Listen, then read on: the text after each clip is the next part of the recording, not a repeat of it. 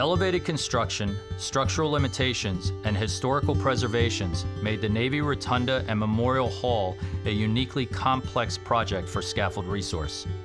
To support restoration work inside the Navy's historic Bancroft Hall, the Scaffold Resource team needed to construct two 22-foot-high dance floors covering more than 16,000 square feet.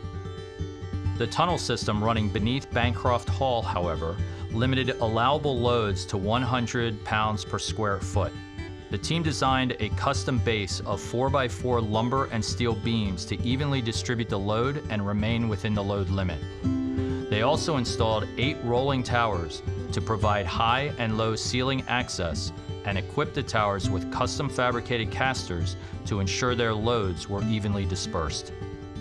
In addition to meeting structural limitations, the team also had to protect the hall's irreplaceable stone statues and ornate architectural features.